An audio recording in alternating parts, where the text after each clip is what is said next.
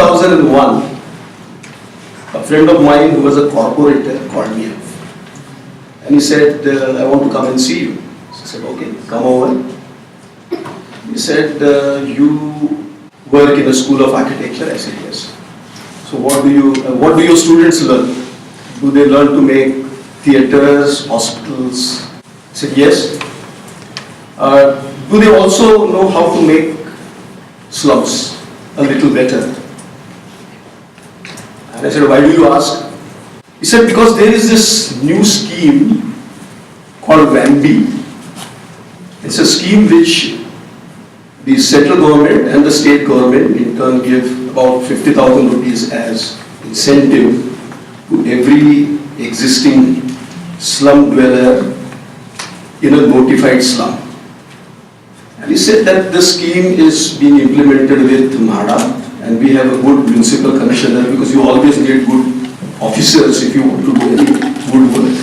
He says this municipal commissioner is willing to do one scheme in my locality. So I said, why don't you go to MHADA? Because if MHADA is doing it for 3 other localities, they could also do it for you. And he said, no, I don't want to go the MHADA way, because that is sarkari, meaning it would not work out well. And he said, if your school is interested, I would want you to get involved. And I said, why not? So we got together and we said, all right, we formed a team of some of the teachers, some of the younger ones and some not so young. And also we talked to a few students, and the students said, yes, we would be willing to do the legwork. And we looked at it as an opportunity to learn. And frankly, at that time, none of us had any exposure whatsoever about how slum redevelopment projects are done. The site was a very narrow piece of land, about 2 acres. It had about 200 small huts. And it was in a ditch. There was a nala. And this was being used to discharge all the wastewater, also to throw garbage. And during the earlier 5 years or so, the municipal corporation thought that this drain, which was an open drain, had to be a closed drain. So they put a pipe. And this became such a neglected place. It was accessed by very narrow approaches from 2 roads. And obviously, this became a slum, because this was a good place for people to go and occupy illegally. We found that they had this concept of us and them, which was very strong.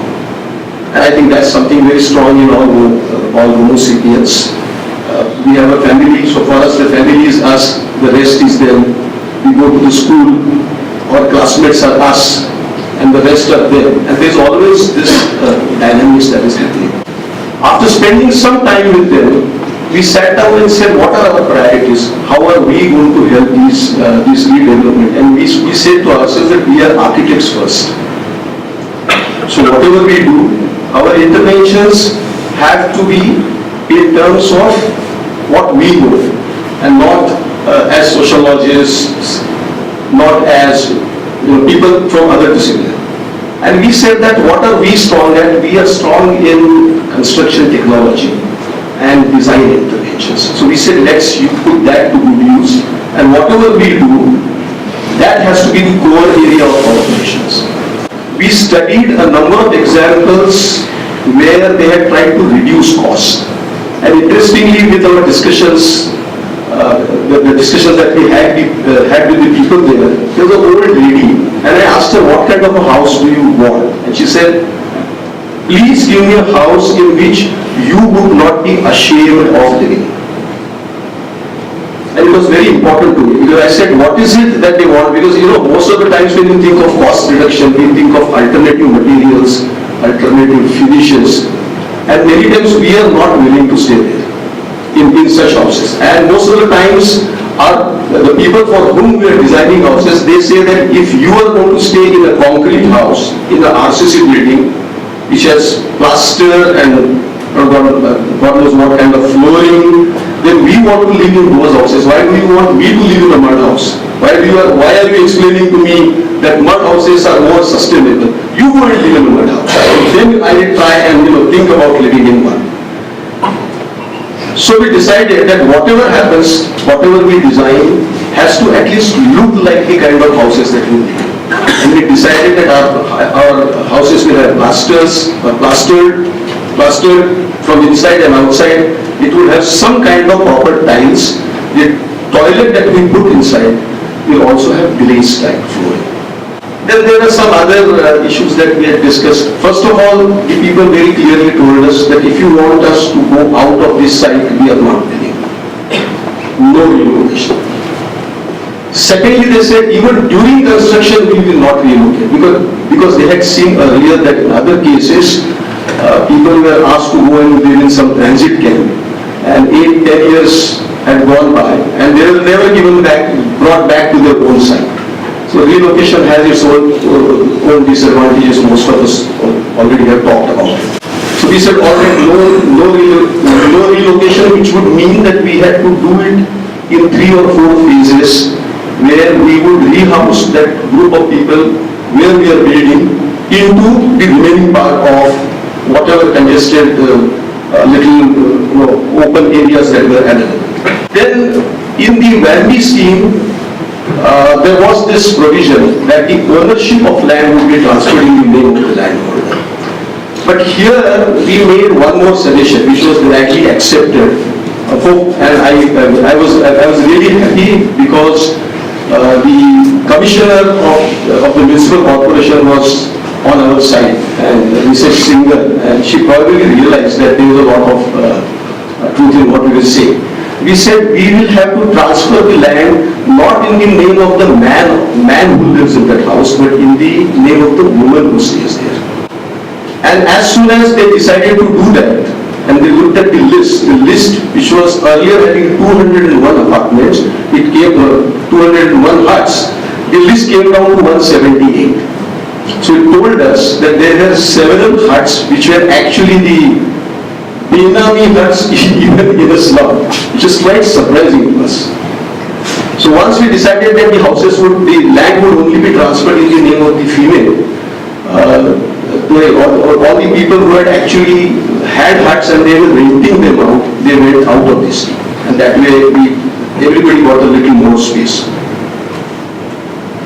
The other thing that we decided is no common toilets, because we had already seen what happens with the common toilet. So we said we will put a toilet inside every tenement, because we could get an additional amount of 3,500, because at that time there was another scheme going on in the Maharashtra state where they said if you're going to build a toilet within your house, there was a subsidy of another 3,500. So we got that additional money, because earlier it was 47,500. That was the exact amount of money that one would get from central government and state government, and this 3.5 is the additional amount that we got. So the money available to us went up to 51,000. Then we also said that since this house is going to be transferred in the name of the lady of the house, it's quite likely that later on they would want to add something. So we said no sloping roof, we would put a flat roof so that they can add a floor, and we would also keep a provision for a staircase to go up. So the kind of occupations that these people were involved in were quite varied, but many of them, as we know, had come in from the rural areas, and some of them even kept goats as and subsidiary kind of business. Then some of them had those thelas and carts. So we said that whatever we design, we will have to also provide space for them to keep this, because otherwise they will keep all this on the street, whatever street we have. And then lastly we said that if they get this house free of cost, then they will not really value it so much. Because unless they have their own stake in it, they would not identify with the whole scheme as their own. So we talked to them and said that can you contribute some money? And after a lot of discussions, they all agreed on a sum of rupees 5,000. So each of the household, they also brought in another 5,000 rupees. So our kitty now went up to 56,000. Now in order to do the cost cutting, we looked at the various components of the house, and we saw that it is the roof which is the most expensive. And if you put an RCC slab, then that's going to cost you a lot of money.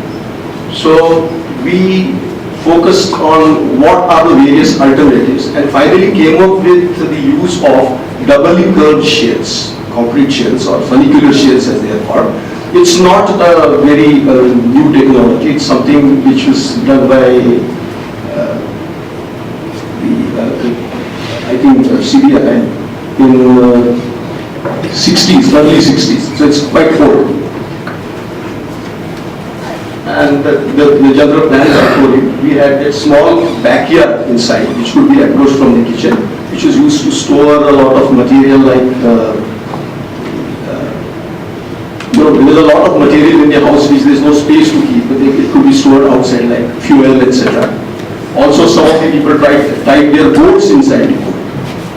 And if you see in the front, just next to those steps, there's a little space. And even today when we go there, people park their bicycle or some of them have now two-wheelers, so they keep their two-wheelers or that little trailer that can be parked there, so it doesn't actually come into the road. Other thing that we have realized is that the other MHADA schemes, the other case studies that we have done, they were giving them one room. And most of the people that we talked to, they said that we don't want one room, try and give us two rooms. Even if the rooms are smaller, it is okay, because it will give some privacy to the female, to the women in the house. I'll finish in 2-3 minutes. Okay, so this is the technology. We use concrete blocks. These are the sheds. They are placed on wheels. This is how they were made on site.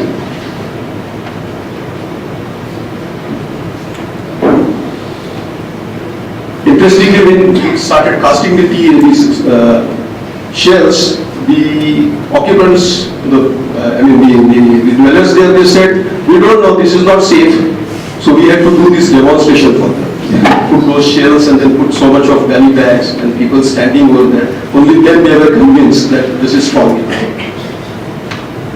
This is just a calculation to show you, in those days, if you had done an RCC slab, it would have cost about 17,000. This is what it actually cost us, little less than 6,000. And that was a sizable saving in terms of, if you look at the total cost. Thank you.